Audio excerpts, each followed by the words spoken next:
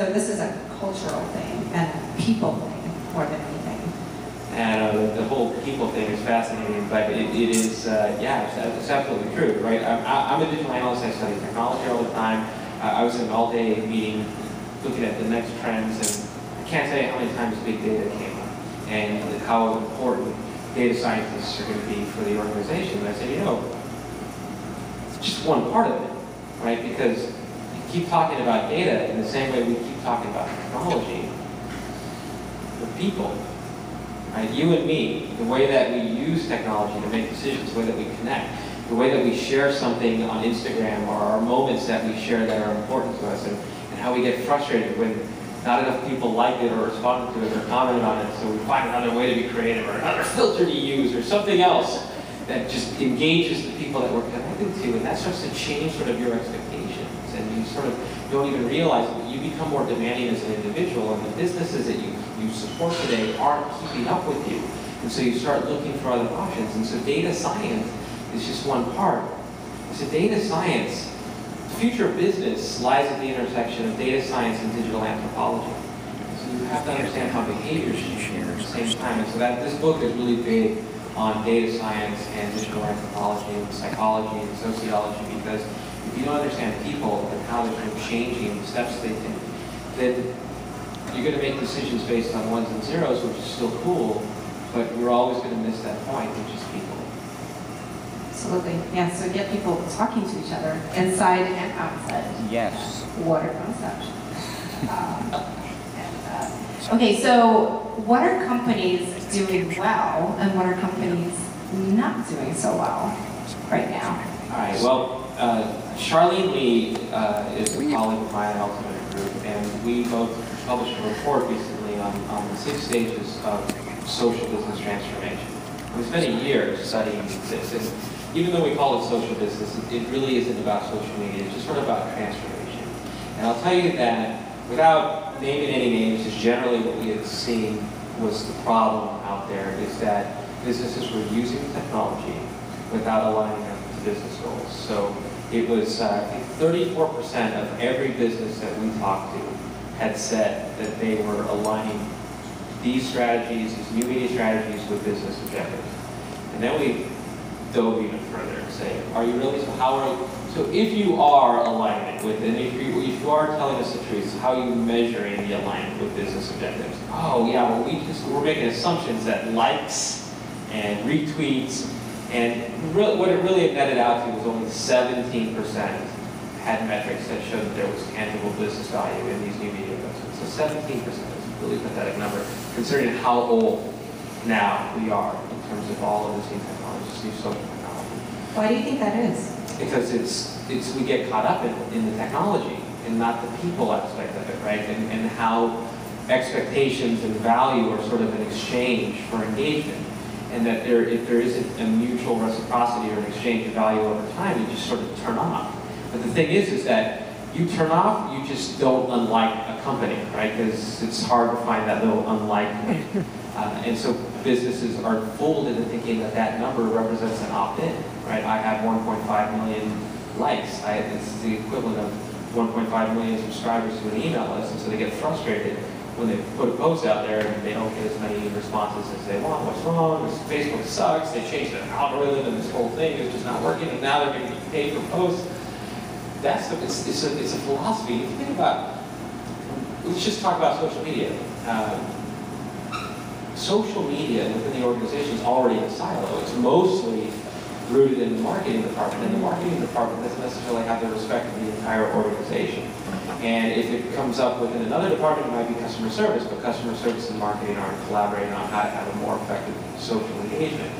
So that's part of the problem. The companies that are doing it very well are not even looking at social media, which is why this book has nothing to do with social media. It has to do with experience. When you look at experience and what you want people to have, share, feel, do, it's more of a holistic convergence of things, right? So that means departments that don't talk to each other have to work together. The thing is that it's not going to happen automatically or magically, as I hear a lot. The truth is that somebody within the organization has to say, it's not working. Every company that has done this very well has started almost from scratch. And they I'm going to throw out a really geeky term, but it's the term that everybody uses. It's called the steering committee. They go and get people from customer service, marketing, sales, HR, legal, finance, depending on the company you work with, people who have to make decisions. And they form this group to make decisions for the betterment of the organization. So for startups, small businesses, even massive companies like Sephora, they end up building, the steering committee ends up forming a new team of people that picks people from all these different groups to solve the problem. And do you feel like these committees are representative of what's actually happening in their departments? Because that's kind of like politics, right? You choose your delegate and you're just hoping that that person represents your interests. Look, you have two choices, right? You and I get that change is necessary. I mean, that's why we're here. But you and I both know that change is hard. We both don't have it in our job descriptions to bring about change within the company. And so we have two choices to make. Either we're going to go fight to bring about change and rally the people around us that are going to bring change about, or we're going to quit. We're going to go someplace else where we think the grass is greener. And that happens a lot. The change agents within a company end up quitting because they get frustrated with the politics of an organization, because the organization isn't ready to be adapted, because people who make decisions don't think about people. They think about shareholders, and they think about spreadsheets and numbers, and they make decisions based on those numbers and returning on shareholder value, which is why you and I have to learn how to speak not about, what's happening in the new media universe, but how that translates into business values, C-suite speak, corporate speak. And that's important, because if we don't do that, somebody else is going to figure it out. And if we give up, it's not like everybody else is going to suddenly get it. I mean, this is that time. We are at this inflection point where the hard work is ahead of us. And not everybody's going to do it. And the rewards for people that see it through, I say we're part change agent and we're part politician. People are going to see it through, are going to net some amazing rewards. I mean, their whole career will be minted on this moment. Absolutely. So, because we're all change agents in this room, what would you recommend that we take back to our companies today to make sure that this change actually lands in a good place and that we're connecting social to business value and we're becoming this customer-centric organization that's able to deal with the future and not frazzled by it? Well, I can't promise that it's not a painless experience, and I can't promise that you're not going to be frazzled by it, because look, it is. I mean, I've been fighting this fight for a really long time, and I believe in the promise of it. I believe that if you think about the downside, is it's easy to say, who really wants to deal with this? I just want you to go. I just want to go to a job and do amazing things and embrace new technology and be part of innovation and try to bring the culture of innovation. But I mean, how many of you have ever watched that show, Undercover Boss? Oh, a lot of you. Okay. So I love the show, even though it has the same ending every time. And the thing that I love about the show is that it kind of comes back to people, right? That executive who goes through a day in the life of the customer or a day in the life of one of the employees, love when they get fired by the job that they're trying to have. I remember there was one that was working on a production line and couldn't keep up and got fired. There's a sense of watching that because there's validation. Like, I just would love my boss to be in that. But the reality is that what ends up happening at the end of every episode is that the executive is given the gift of empathy. Right? They've got to feel what it was like. They almost say the same thing, like, oh, I just forgot what it was like. I've just been here, I'm just disconnected, and there's tears and gifts for everybody, and everybody's celebrating. It's a rebirth, it's a renaissance. So that's kind of like, how do we give somebody that undercover boss experience? And it's almost like politicians, change agents, and now lawyers, right? So you have to make the case.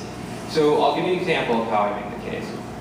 You look at your company's brand promise. You look at the company's vision statement. If it makes any sense to you, because I've read a lot of them, and they don't make any sense to me, but if it makes any sense to you, you kind of look at what that is, and then you go and you take any tool. Right now I'm using a company called NetBase. And you go and you start searching what people are sharing or what people are publishing. And you look and you study, does this align with what we say we are in business to do versus the experience that people are sharing. Because there's going to be a gap. There's only been a few cases where it's in alignment. JetBlue, Virgin America, not even Apple, by the way, has that. They did more strongly when Steve Jobs was running the show, but now the experience is really disconnected. And you get to see this gap. So you can't say like, oh, by the way, I did this on Twitter, and this is why you're already lost. These are people who don't even read email. You have to say, remember that thing that we said about promise and what we wanted people? Well, this is kind of what people are saying. So I'm running a really funny example of how to share this with the C-suite. So I started showing the top brands in the world using the letters WTF and the brand name, and just searching the whole social web to see what the shared experiences are. And they're fascinating. They are so fascinating by what people will say about a top brand and using WTF. And by the way, it's either really negative, like you could imagine, or it's really positive and negative, like I was really thinking about buying this product, WTF is wrong with me. So either one is good, it's fascinating.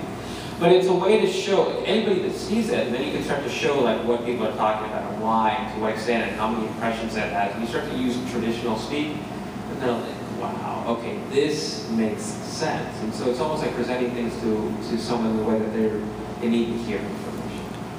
Absolutely. We actually hear that from a lot of our customers, that it's that executive sort of moment of truth where they've been separated from reality and getting sort of this varnished version of the truth sitting there in their ivory tower, and then all of a sudden their eyes get opened and they're just making much better decisions. They really understand what's going on in the field, what their customers, what their employees are going through, and it's making them better and companies better. So I think it's huge. You know, people just were honest and intellectually honest with each other and with themselves. That's a great start. It's a great start, but you have to remember too, that just the culture of an organization, sort of how we reward leaders today, right? Even if they fail, they get to walk away with a whole bunch of money. And that just is not going to be the case in the future, right? We have a whole different generation coming up. We have a generation behind them that just doesn't want to, just doesn't believe in this, right? They've been exposed to all the bad things. And these are digital natives. And the problem is that people that are in the seats of making decisions today are so removed from reality. They make decisions based on their gut or based on their life experience. And so the thing that I like to show folks is a video, and I'm sure you've seen this, is this one-year-old baby who is incredibly intuitive with an iPad. She pinches and zooms and swipes, and then her dad thinks it would be funny if he gave her a magazine. So she gets the magazine and she tries to swipe and pinch and zoom, and obviously it doesn't have the same sort of response. It gets really frustrated when he gives her back the iPad. And at the end, he sort of gives his synopsis of, you know, Steve Jobs has forever changed or forever coded my daughter's OS. You know, to her, a magazine is an iPad that doesn't work. And I thought that was so profound, and I share that with all of the executives because I say, to this person, is your connected customer, whether this person is 1 or 42, once you live the connected lifestyle, you just start to expect things to revolve around you. This is why I call it the ecosystem. But at some point, you have to realize that the way that this person makes decisions is native to how they use technology. And I'm old enough to remember what it was like to get up and have to turn a knob on a television to change the channel between ABC, NBC, and CBS. And the thing about that is an executive's like, I remember that too, yeah. We got the button remotes, we got to go up, down, and blah, blah, blah.